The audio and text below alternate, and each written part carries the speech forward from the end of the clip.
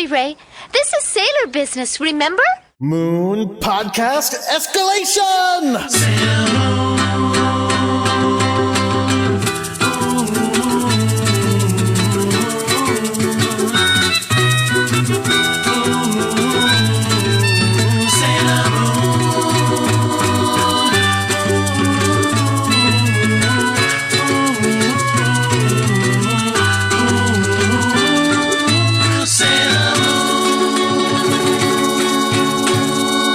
Hello, everyone. My name is Jordan D. White. My name is Chris Sims, and welcome to Sailor Business, the podcast where we watch every single episode of the classic 1992 Sailor Moon anime and break it down to explain just why it is that we love this show so much. We have a good one today. One of my favorite episodes is up.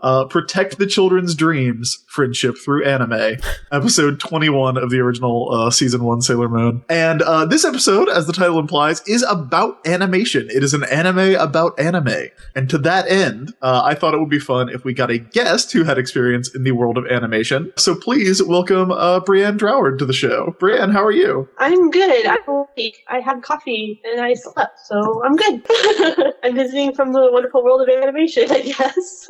Now, people would know you from your work on shows like Scooby-Doo Mystery Inc. is one that I love that you worked on. That's a great You were show. the creative force behind the Amethyst Princess of Gemworld DC Nation shorts that I loved. Yeah. But, and you are also, I should say, the writer and artist of a really fun webcomic called Harpy G. But what is your history with Sailor Moon? Oh, I think it came out around here, maybe like right when I was ending junior high, starting high school, I think. So I watched it like early, like on weekday mornings when they would air it with like the rest of the Deke stuff. I think it was, I don't know if it was actually on that channel, but I remember I think it aired like right before like the Kids WB block or something. Cause I remember I would go, like I'd watch that and then like the new adventures of like B-Taz or whatever, and then Batman Beyond and all that stuff. And then it'd be at school all day and like doodling that in the margins and being emotionally affected by whatever I had watched that morning. So I forgot Taz had a show. Oh no, not Taz. Sorry, I'm at Batman, the animated series, not Tasmania. Yeah. Well, you cool also people in the reminded world of me. animation call it BTAS. I've never heard That's that why. abbreviation before. I'm sorry. That's, I think like, cause when I worked at Warner's, everyone just says BTAS. Yeah, oddly enough, I have only heard it from animators. Like, I only heard it from, like, when I was in San Diego talking to people. I think we get so lazy about saying Batman over and over again, we just say BTAS. Batman is the same number of syllables as BTAS. I never thought of the Tasmanian Devil dressed as Batman until now, though.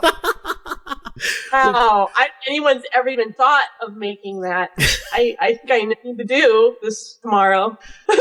Because you saying So that when did you were- remind me. He did have his own show. He had a show called Taz. Tasmania. Yeah. Is what Yeah, it's he called. had a family and he had a sister, and then there was like that redheaded redheaded kid that ran around in a diaper. Yeah, we're gonna do an episode by episode Tasmania podcast. We're gonna quit Sailor Moon 21 episodes in. Sorry, any of my friends worked on Tasmania and are listening to this. I did watch it though. So were you I assume that you were already very interested in art when you were watching Sailor Moon, but I know that you have a real love of like magical girl stuff. Is that where it came from? I think so. That's probably like the real, I don't know, the probably like the major one. I was really into anime and like fairy tales and like animation for a long time before that though. So, I mean, maybe that was the first time I saw like a superhero that was also like, I don't know, princess and sparkles and stuff. It's like combining like all the Disney princesses with like, you know, people who actually punch and kick things. So, So like, oh, this is everything I like. So what you're saying is that this episode specifically is what got you into wanting to be an animator? That's what I'm hearing. No, I'm crazy, and I wanted to be an animator since I was 5. Wow. So, yeah, and like, it just never went away, I guess.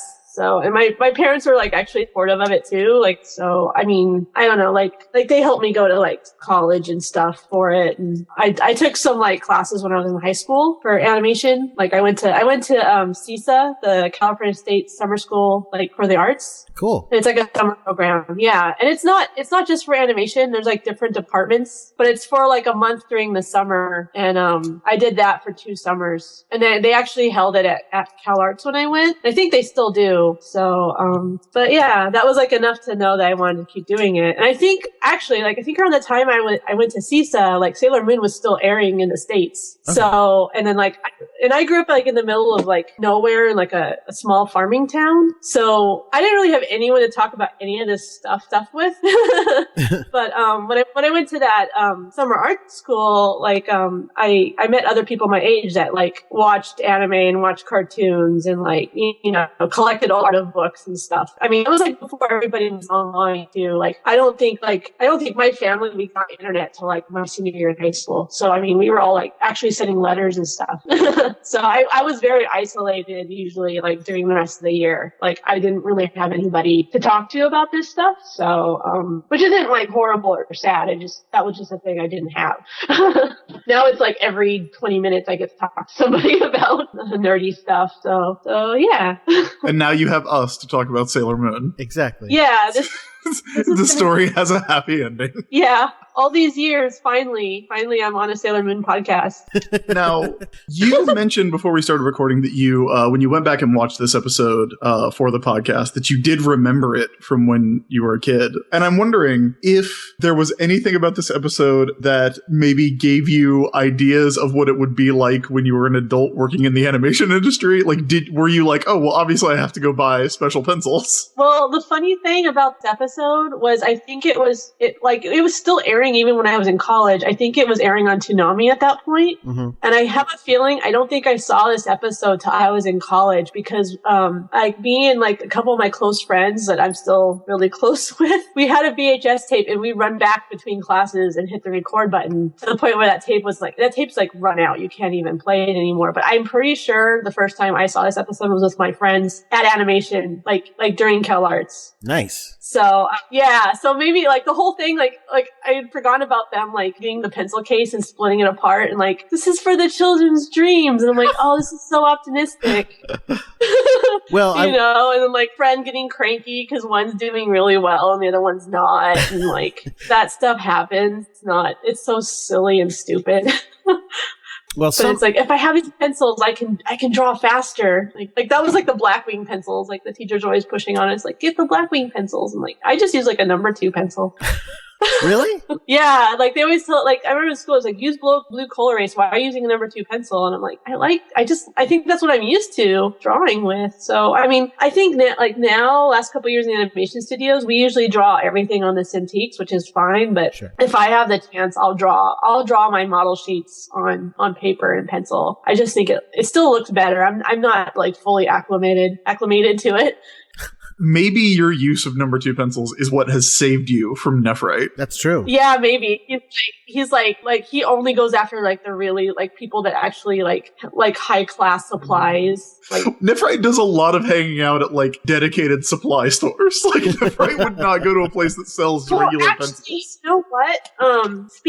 This is something else I'm glad that I forgot. Okay, so speaking of like the supply stores in Tokyo and the animation industry, when we started working on the Gem Rolled shorts, I wanted to send a care package to David Productions that did the animation for us. And like one of my close friends who also knows them, he was like, because we know a few people working in the studios in Japan, and he was saying that like over here we can buy Post-its and stuff in bulk. Over there, that's like you can, but it's not really like a thing. Like it's more like all the stationery over there is like really high end and really nice. Like it's meant more for like writing letters. So like you're not going to see Post-its very often in like animation studios over there. So, cause he told me when they were working on Thundercats that like there was one time where like they just threw a Post-it over like a revision for them. And like somebody over there was like, oh, that's easy. You know, I wish we had Post-its. And they're like, well, we'll just send you a box of Post-its. What the heck? You know? So, but anyway, like those 2 girls that work at the animation studio Studio at the beginning of that Sailor Moon episode, you know how they're in a department store and they're like looking at those pencils and like, oh, these are the high-end pencils the animators in Japan use. It makes me wonder, you know, like here it's like, oh, I'll just run down to the store and just grab like 40 pencils, you know? Like over there, I think everything comes in smaller sets. Well, and it was so strange because they were also like, weren't they like limited edition? They were like for a limited they do time say they only. are limited edition pencils. I don't know. That might be a picked-up thing. I don't know if that's actually like, you know, a common. Although I think Swordane was selling like some limited edition Blackwing pencils out of his store like There you go. a couple months ago. Well, I think we're getting a little bit ahead of ourselves. So we should probably just go ahead and start talking about the episode. I do have an installment of Act Sorry that I want to get through, though. For the past couple episodes, I have been referring to Usagi as a Capricorn when clearly, as we know from the intro to the show, she is a Cancer. And Jordan, I know how seriously you take horoscopes. Yes, exactly.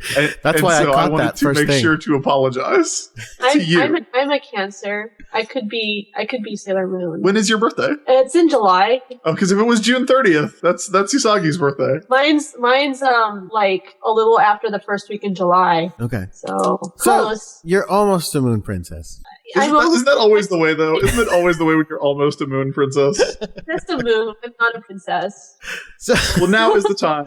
The episode we were watching is Protect the Children's Dreams, Friendship Through Anime. Probably my favorite title of the entire series. Just an amazing, like, the most anime title possible. you like It that has better friendship. than an animated mess? Is that the American name for it? That is the American name.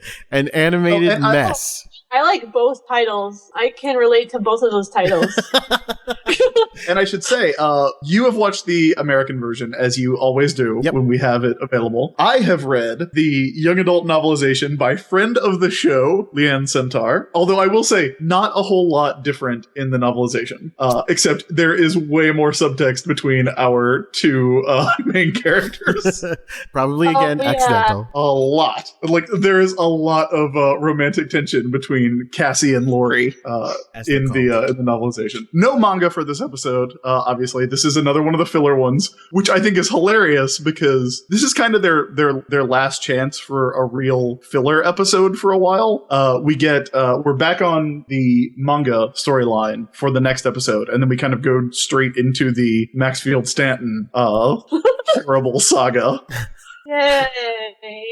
I agree with So it's nice that somebody was clearly like, okay, if this is we are going to talk how much it sucks to make this show as our last filler episode. This is what we've been working towards. I don't know. I felt like it was actually like a pretty like a polite episode. I mean, I don't know. They could have been a lot more scathing than like, oh, we're working really hard. Well, that's actually why I wanted to have you on the show for this, Fran, because I want to know if this episode is, as I think it is, 100% accurate.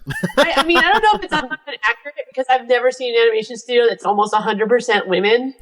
There you go. But that's like again, it's Sailor Moon, so it's like this is like your dream world. So, but it's funny too. I mean, I think it's pretty close to probably how a Japanese animation studio is run. Because like when I went to Tokyo for 2 winters, like I was actually surprised how similar stuff was because everyone's talking about how like crazy the hours and workload is, which it definitely is. But like just like I don't know, they had like the same complaints that Western counterparts kind of have with subject matter and schedules, and so. Well, there's one scene that I think is especially telling. We'll get to that in a minute. I think it's when you're talking about, but yeah. Yeah, it's right at the top of the show.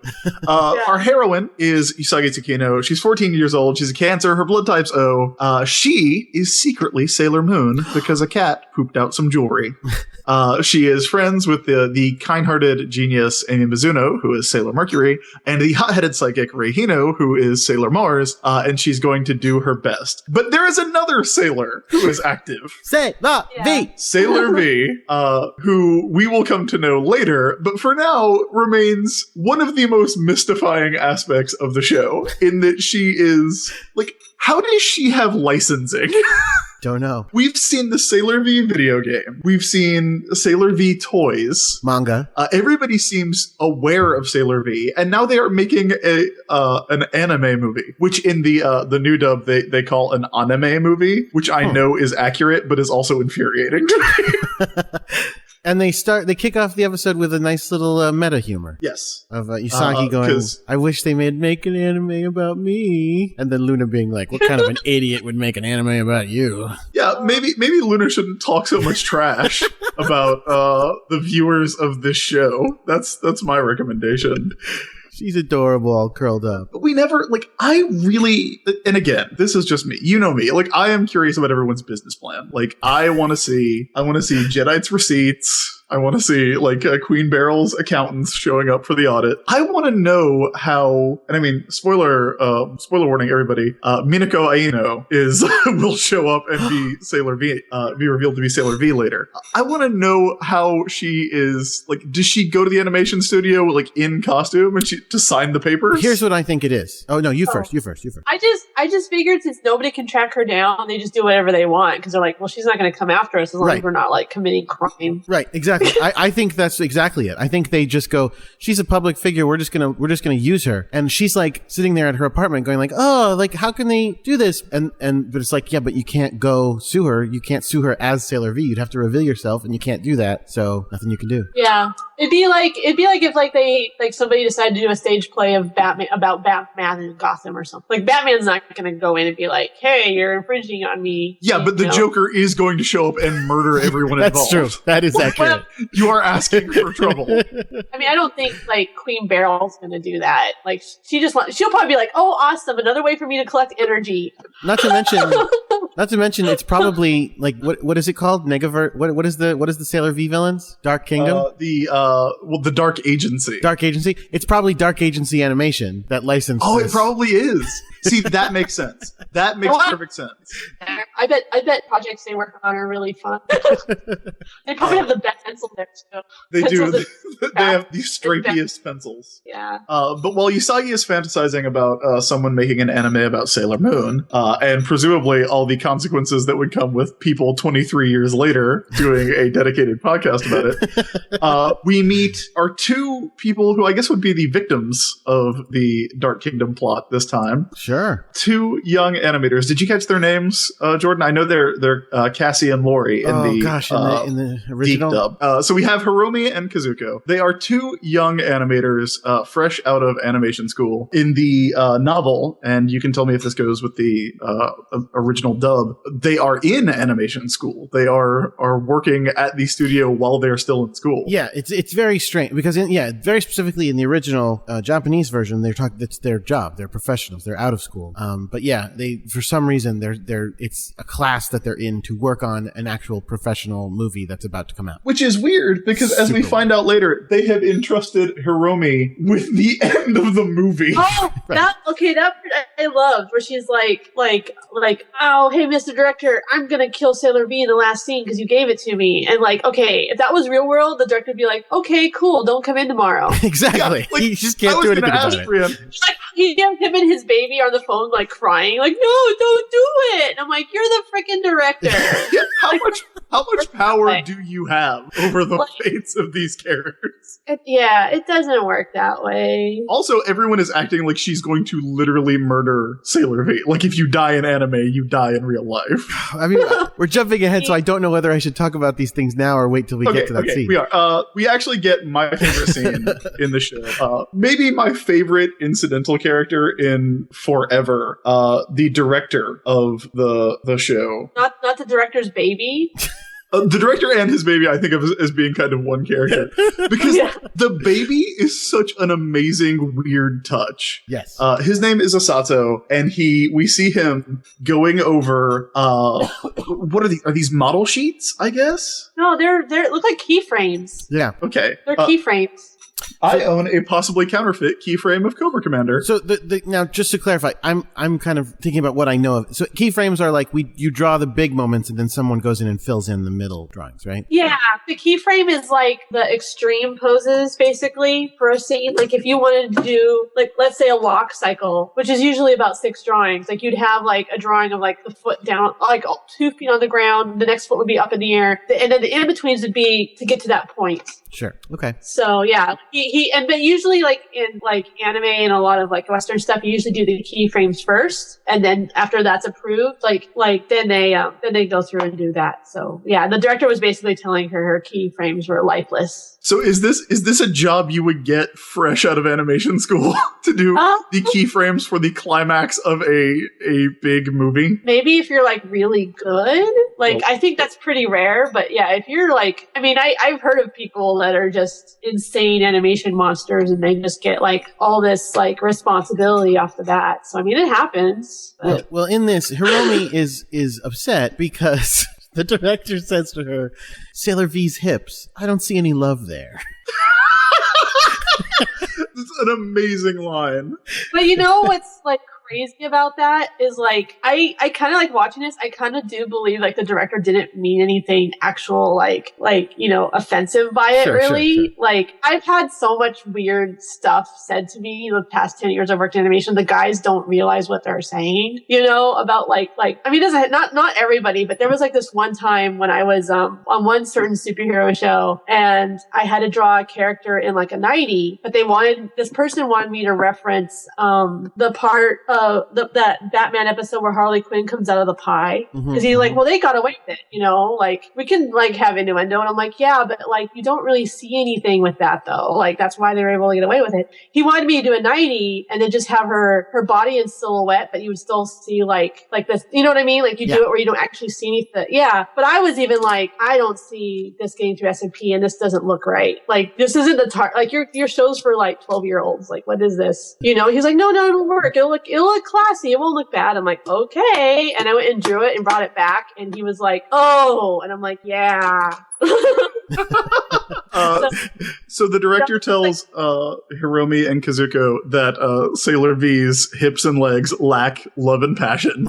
Yep. Yeah. And there's an amazing reaction shot where they're saying, oh, so she needs to look sexier? Is that what you're telling us? Now, meanwhile, we talked about it a little bit. The director has his baby daughter in a Bjorn strapped to his back. Yep. Which is amazing. Because that, like, I watching this episode, I feel like there is no way that this did not happen to the animators of Sailor Moon. It has to happen. Like, I have worked with directors who bring their like little kids and babies in all the time. There's nothing wrong with it. I like it, but like people have families, so. But it's just schedules are crazy, so of course they're going to have like you're going to see the kids once in a while. It's such a weird choice to give the director his daughter like in the show that I feel like there was a director on Sailor Moon who had his daughter in a backpack telling them they needed to draw Sailor Moon sexier. And then he's offended. He goes, "How could you? How? No, obviously I don't mean that. I'm a father. I don't mean she should be sexy. Fathers don't like sexy things, apparently." I'm pretty sure that either that happened either to somebody like during the production of Sailor Moon, or maybe like a production that they were working on simultaneously or something. Sure. Yeah, that totally looked like it was based on somebody. But I mean, honestly, that director looks like a guy I've worked with. But that's kind of mean to say that. I think, honestly, I feel like he looks like Paul Dini. Like, I know that they would not be making Paul Dini references on Sailor Moon in 1992. I just feel like that guy looks like Paul Dini. Yeah, that's not the person I was thinking of. But yeah. So they talk about they talk about how frustrating that is for a second. Like, but I just feel like if you went to Toei and you were like, hey, who was the animation staff for this episode? The director would look like that guy, and the two people who were doing the key poses for Sailor Moon would look exactly like Hiromi and Kazuko. Although, have you guys watched Shiro Bako yet? No. No. Yeah, that's like it's actually kind of stressful. Like my friends and I that work in animation, like we only watch it in spurts because it's actually stressful for us to watch. It's about working in an animation studio, and all the side and like supporting characters are actually based off of real life people in the anime industry. Oh wow! I've seen like clips of it, and it looks really good. It's good. I mean, I have some issues with the main characters a little bit because I mean, I don't know, they look really out of place. But the main director for the series that the characters are working on, he's like very similar to the director that they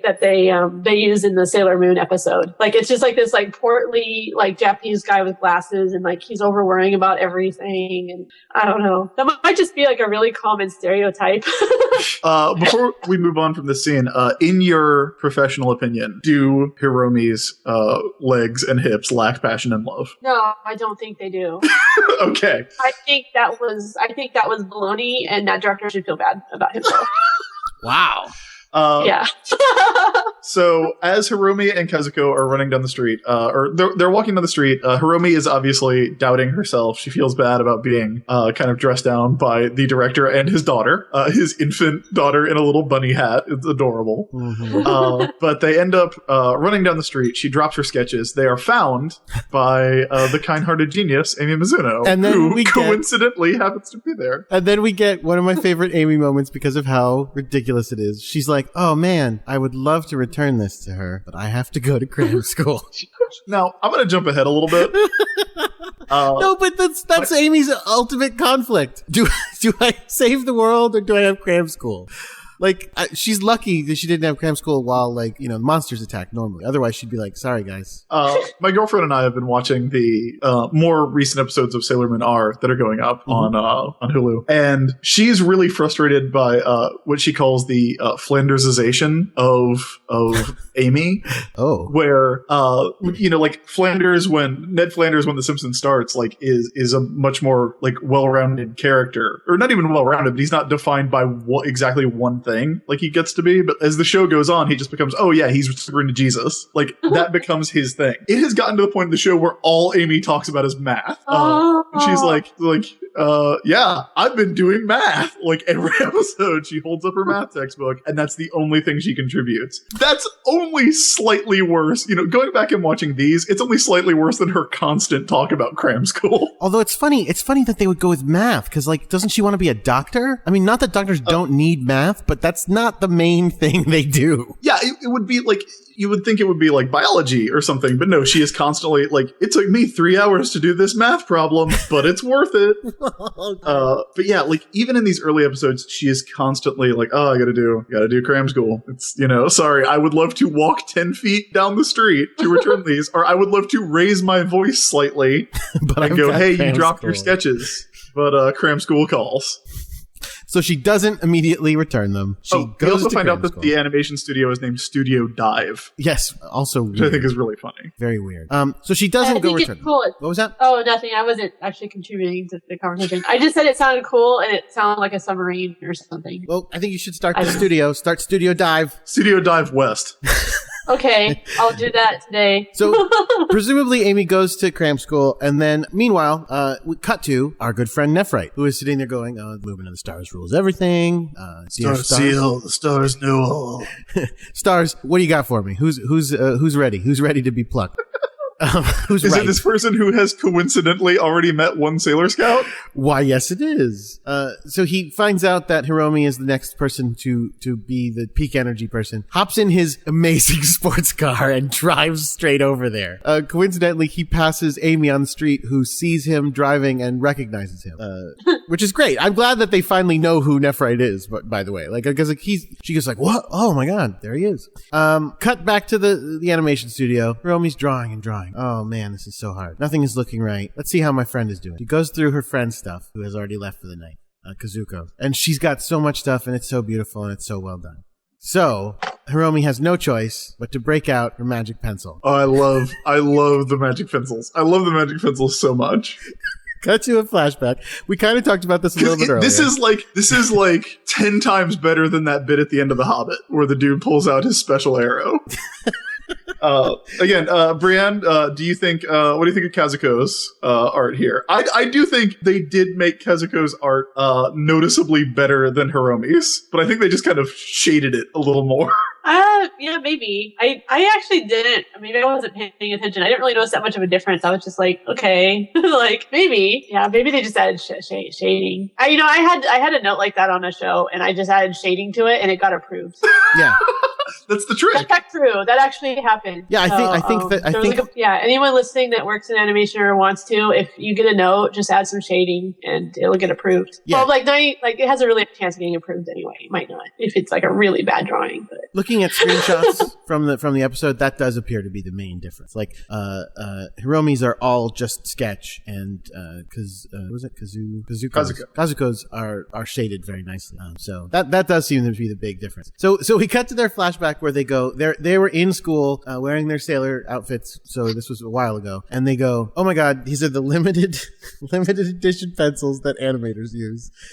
Oh, by the way, and they keep saying, so we should buy them because we're about to become professional animators, so we should use the pencils that professional animators use. And I kind of went, well, yeah, like why don't you just buy more? You're professional animators now. That's what they use. What? Look, these are limited edition. Do you see how striped they are? Okay, and I guess these are really expensive pencils, and I guess I just don't know how expensive pencils can get. Like, in my experience, they're just not that expensive, but I don't buy limited edition ones. They can be expensive. Okay. It's about the moment between two friends, Jordan.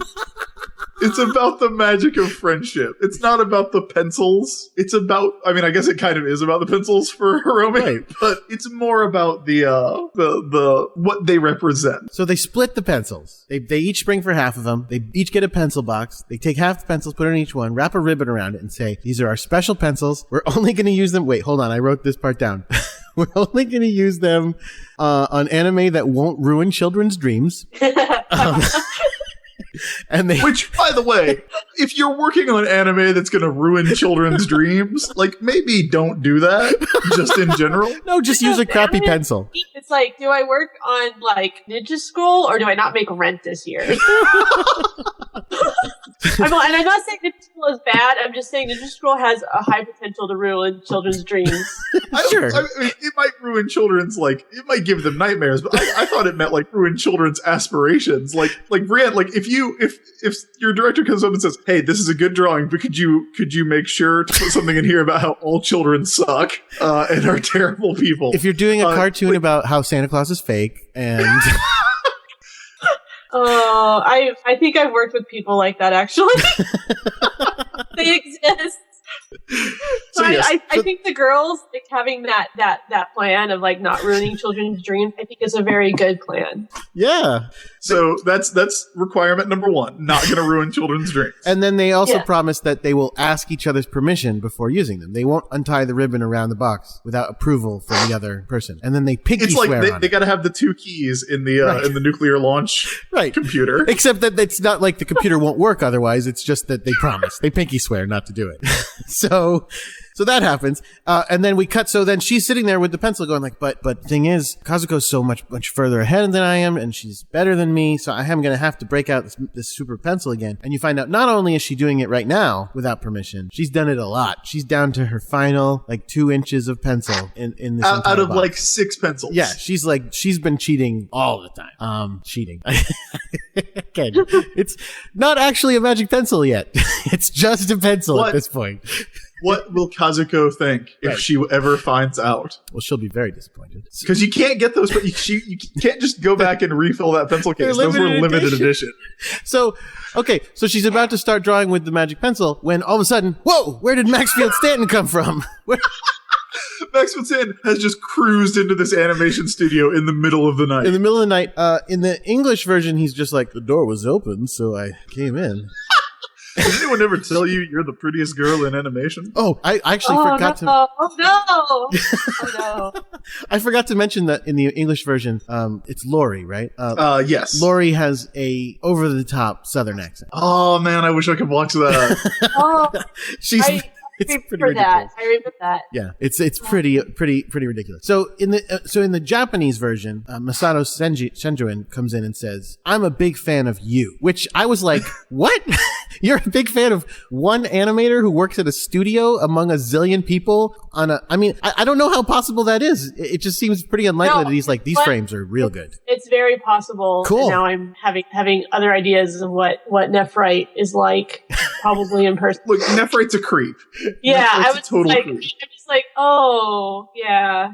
I mean, I should say, like, I watched this episode and then watched the next episode, which has flashbacks to Nephite being a mega creep, which you will get to hear about next week. So, yeah, Nephite's a creep. He takes her pencil, and she's like, whoa, don't touch that. That is my special tiny nub of a pencil. And he seals it with his evil crest. Yep. And then he's like, well, you better use that pencil to get this art done. Make sure you use that one. That one that I just, the one that's glowing. Use that one. The one that's glowing. I was thinking when he made her pencil get bigger, it would have been great if it turned into like one of those novelty like crayons or pencils that like you use as a bank or filled with candy. Like it's huge. Like she's using both hands to like use it to draw. I wish it did get like comically large until she like had it over her shoulder, like moving it with her elbows. And she's still there with this giant crayon just drawing. And everyone's just like, okay, I guess I'm not gonna say anything. I mean, her drawing looks a lot better. So Amy has transformed into Sailor Mercury, and she is on to Nephite's evil scheme. No, she's onto his car. That's right. She has put boots on the Ferrari. She's standing on top of his car. And Nephite pulls a jack move on Amy. He leaps through the air and just backhands her legs out from under her. Like he does that leap with his hands in his pockets, which is still like 23 years later the most badass thing I've ever seen. And then he, just also one hand still in the pocket. He sweeps her legs, knocks her off his car, then just gets in the car and is like, peace out. Drives away. And he tells her to polish her fighting skills. Now, my question is, why doesn't he back over Sailor Mercury right now? Look, I don't want him to. I don't want Nephite to win. I don't want Sailor Mercury to be murdered. But it's like you got her. Like you clearly just outmatched her. Like she can throw bubbles at you. Hey, watch out. So she then goes inside. Wait, how does she run into? I thought Kazuko was gone. No, Kazuko was getting dinner. Oh right, Kazuko was getting dinner, and she has come back to the animation studio so they can work late. And Hiromi does the awesome like slow turn. Evil look. Already evil. 1 second later, evil crest does it again. Amy shows up to give back the sketches, and Hiromi just like blanks them both, goes into an office where she can have some evil privacy. And Kazuko says, hey, why don't you come back tomorrow when we're open and I'll show you around. But we've already seen that Nephite is here. Amy should be like, oh, were you the only one here? The one who's suddenly acting weird? Yeah, you're right. Like she should be onto it. Amy's the smart one. She should put it together. So the next day, Amy goes and tells about what happened, mostly to Luna, because Luna's, the smart one. But Usagi's there, and Usagi's like, what? You should have gotten me. You shouldn't have faced Nephite alone. You should have brought me in. And they're like, what? Like, since when? And she's like, I could have gotten, free art from the animation studio. And could have gotten pictures of Sailor V. And they're like, oh, okay, you're a dumbass. Usagi wants sketches. Usagi wants cells and sketches.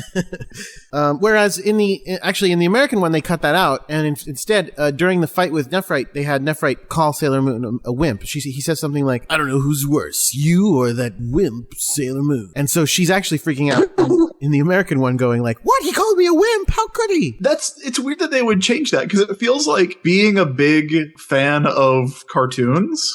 I mean, first of all, it is a slam dunk for pandering to your audience. Right. And second of all, it's very in character for Serena. This is one where this was another one of these episodes where they changed some stuff just for the fun of it. Like they just wanted to give slightly different spin to things for some reason. And I don't know. This was one of those places. I think there's also the implication. I think there's also the implication in the episode that Sailor Moon wants to see Nephite because, as we all know, all of the Dark Kingdom generals are beautiful men.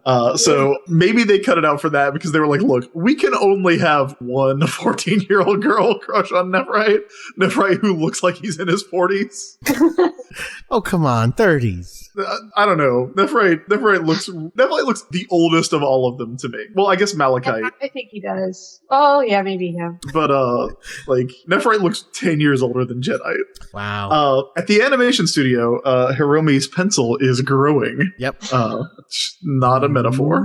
It is just going to continue to grow as she uses evil power to destroy the dreams of children through anime. Well, it makes sense, though, because otherwise it was so short, it would be like, oh, Nephite's scheme's going to be over soon. This is going to run out. Nope. Got a pencil grower. Dark Kingdom pencil growing technique.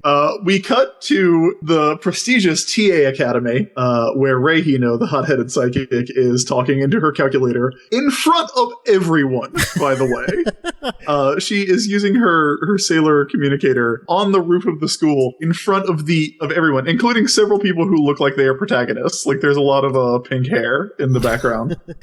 Sure. And she says my favorite line of the show, which is an anime for kids. I'm not interested. Which, again, like, no, we have talked. Brianne, I don't know if you've listened to the show. We have an ongoing debate over whether or not Rei is the worst person alive. Oh, no. Are you a fan of hers? I like Rei. I mean, I don't know. I have a hard time disliking them all. I mean, they're all weird and goofy. I like that she, like, calls Sailor Moon out on stuff. Oh. But she just, I mean, I don't know. Why? Because she was acting like, oh, like, animes, like, for kids, but yet she was a fan. Yeah, that's two things. One, she talks bad about anime on an anime, which I feel like if Usagi being into cartoons is a slam dunk for making her relatable to the audience, then Rei talking about how anime is for nerds, much like I do, makes her a... I just kind of figured that the reason they had her say that was like for kids that would be watching it, like especially ones that are older. Like it's like a weird thing where it's like, oh yeah, I've heard that myself, but then have the other characters be like, and then show her later that she actually likes it. It's like, I don't know. I felt like that was like more like a nudge that it's okay to watch anime if people say that it's dumb. Sure. Because in our very next scene, Rei is impatiently waiting for them with a bag full of anime stuff, wearing the most 90s-est outfit we have seen on the show so far. I thought that was great. Do you have a pair of pink overalls, the pink mid-calf overalls? I used to, but they weren't pink. Oh. I probably wore them in college even. She has them rolled up. It is bad news. It is a bad news outfit. I thought that was appropriate visiting an animation studio attire. You have to look like a dork. Go to an animation studio. That's required. She knew what she was doing. I have 3 notes about this scene. One from the Japanese, 2 from the English. The one from the Japanese is that after Rei reveals herself that she has all these autograph things to get signed and that she's secretly into anime as well, Amy replies, "Come on, we're going into our final year of middle school." As if to say, shouldn't we be a little mature? Final year of middle school, am I right? To which I was like, no, not in the slightest. Look, Amy doesn't come off well in this episode either.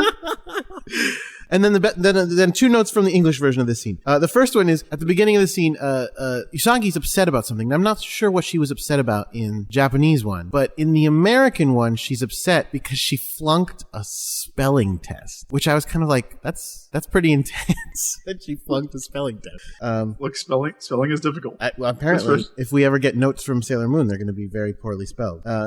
She'll get Luna to write them. She will put a pen in Luna's mouth. Like, here, take a note, kitty cat. And then the second thing was that one other thing, they change it so that in the American version, Rei isn't actually into anime.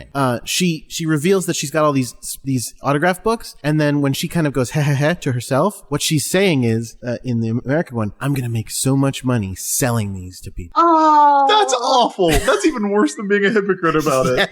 Yes, it is. So they made her worse. Now, so she goes on eBay and sells all the drawings that the animators at the studio gave her. Yep, that's what she does, I'm sure. It's like those beautiful people that go to comic conventions are like, oh, this is for my kid. And I'm like, really? What's your kid's name? Like, just, you don't have to sign it. You don't have to make it out to my kid. Like, okay. And then like the next day it's on eBay and I'm like, you suck. Mm-hmm. Yeah, like imagine Rei doing that. Just next time that happens, just picture Rei Hino in her pink overalls. dressed like Blossom. While our heroines are bickering, our villains are also bickering in the creepy woods mansion. We have Nephite just relaxing with some scotch. Just like having a little whiskey out on the veranda.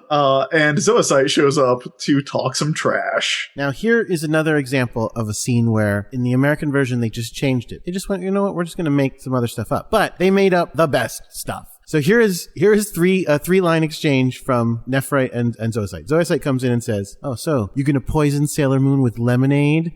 You're going to poison Sailor Moon with that definitely non-alcoholic drink that you got there. And then Nephite replies, "So you've been," he replies, "You've been studying human sarcasm, I see." And Zoisite replies to that, "It's required." So this is a world where Queen Beryl is like, I want you in on all the types of humor. I want you to get, just regular jokes, knock-knock jokes. You got to get sarcasm down, all of these things. It's part of your assignment. No, you know that she wasn't like, oh, you got to get knock-knock jokes. She was like, what's the most evil kind of human jokes? Yes. Just go straight to sarcasm. Do it. Everybody, yeah. I want sarcasm all the time. It's required. It's required. Look, you gotta get your credits. Gotta get your credits at Dark Kingdom U. At the animation studio, Rei and Usagi are flipping out over all of the amazing art that is going on. In the novelization, Leon Centaur basically has Usagi being the one who's flipping out, and Rei is the one who is restraining her from ruining the entire building. Like, there's a bit about how she spills ink all over someone's desk, and I was like, oh no. She is personally responsible for all the delays in the production of Sailor V, the movie. While they're talking and freaking out, Hiromi comes out of the office and just yells at everybody for being so loud, which mean but fair. Okay, hold on. Speaking of mean but fair, except not fair, we get a close-up of a sign. So just mean, then? Yes. You don't have to say mean but fair, but not fair. We get a close-up of a sign on the wall that says, where is it? Where is it? Wrote this down. Oh, please keep all personal conversations down to under a minute. You know what? I think that sign actually might not be too far from the truth. No, that's so sad. Not for U.S. studios, but for Japanese studios. Like, when we visited, like, you do not talk when you're walking through the animation department. Wow. You do not distract them. Yeah, it's really rude to do that. Yeah, look, because their schedules are so tight, you do not distract them. And so yeah, that was maybe real. That sounds so depressing. Animation's like serious business. Like, got lots of stuff to draw. Yeah, I'm sorry, I ruined it, didn't I? There's no magic, I guess, in animation. I mean, it's like, just awful hard work. You're ruining the dreams of children through this animation, Brienne. You asked me to be honest. Like, I'm how real some of this stuff is. I mean, I feel like you can draw and talk at the same time. I don't think. No, you know what though? Like, there's days when I'm trying to get stuff done, and somebody who might not have a deadline just wanders in my cube, and they'll be there for an hour, and I'm trying to figure out how to like politely, like, there's times where I'm just like, I have to work, you have to go, I'm sorry. Like, but like, I don't know, that's kind of a thing. Like, you it's just like when somebody's working, like if you're like typing a script or something, and someone just comes in and just starts like, talking for a while, it's like, I don't know. Cause I was kind of like that this week, cause I had like a big deadline, but yeah, like, so the studios I visited over there, but it wasn't that we didn't get to talk to them. Usually what happens is they would just leave the room and then talk to us there. They would just leave the animation room, or we'd have like go out and have dinner with them, or have a break. You just don't talk when there's like a big group of people working around, because the other thing too is like Western animation studios, we usually have a little bit more space individually. Like, we usually have cubes or like some sort of partition that blocks us, from other people while we're working. Like, studios in Japan are usually a desk next to a desk, so like, I mean, I just, it's a space thing. But I mean, if you think about that, there's nothing dividing the room to block the noise, and someone just starts like chatting, it's gonna carry everywhere. That's true. But yeah, I mean, their schedules I think are so tight. Like, I think like the less distractions they can have, the better. I don't think it's great either that sign was in the episode, but I don't know. I'm sure that's happened before. What we have learned today is that Jordan likes to make lengthy personal phone calls at work. No. I'm not talking about So phone calls. maybe take a trip over to the office. I'm talking about chatting with other people. Well, that's the thing. Where I work, we are definitely jammed 3 persons into one office. Like, I'm in an office, but I'm sharing it with 2 other people. But we will regularly just be like, hey, blah, blah, blah. I just thought of this thing. Oh, I'll be like, hey, I just thought of this thing about Sailor Moon. What do you think? And they'll be like, oh, yeah, ha, ha, ha. And then we'll go back to work. But, like, nobody's monitoring us to be like, keep it under a minute. Yeah. Well, put that sign up and see what happens. I want to know. Yeah. We get another one of my favorite moments in this episode, a really great little animation trick, which I think is fun because we haven't gotten one of these in a while. And for an episode that is about animation, I feel like it's really nice to have a really fun animation trick, which is that the director calls Hiromi. And when she picks up the phone, his hand appears through a tear in space and rips open a word balloon that he appears in with his tiny baby. And he and his baby talk about how much they love Hiromi's recent evil work. And this is where she drops the bombshell that in the final scene of the movie, which is 100% under the control of this rookie animator, she is going to kill Sailor V.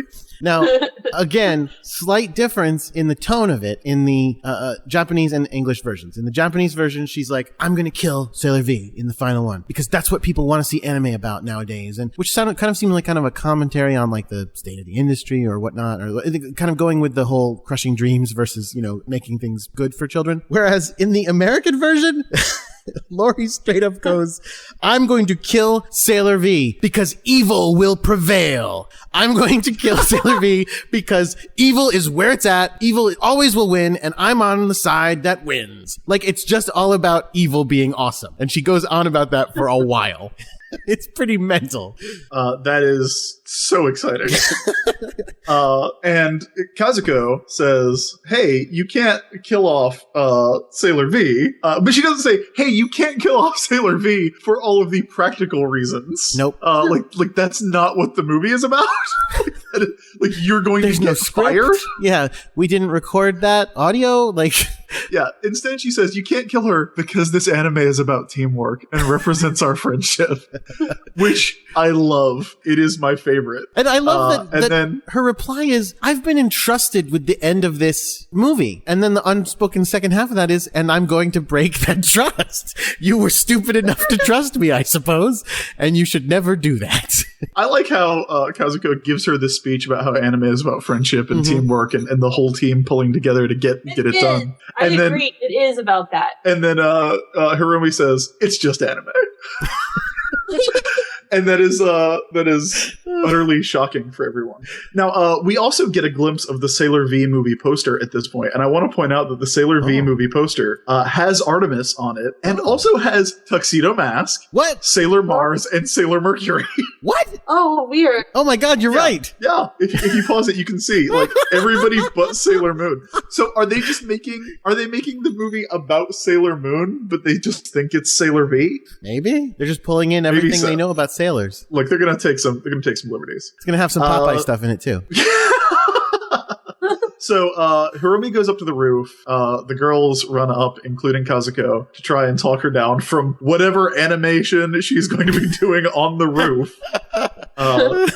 Well, in the American version, they say to her, no, like it's about this and that, and she goes, you know what, you're right, I quit. I'm gonna go start my own studio. Goodbye. And then she still goes to the roof, so I don't know what that has to do with starting a studio. Well, look, she's gonna start a new studio on the roof. A studio. She has her roof. pencil, which is grown to full size, and we get another really, really awesome effect. The teal and pink kind of candy cane pattern or barber pole pattern on the pencil comes to life and starts wrapping around her when she hits her peak energy and becomes these two monsters, Castor and Pollux, which I don't really think the monster designs are that great, but the way they show up, like that whole sequence, is one of the best animated we've seen in a long, long time. It's really, really cool.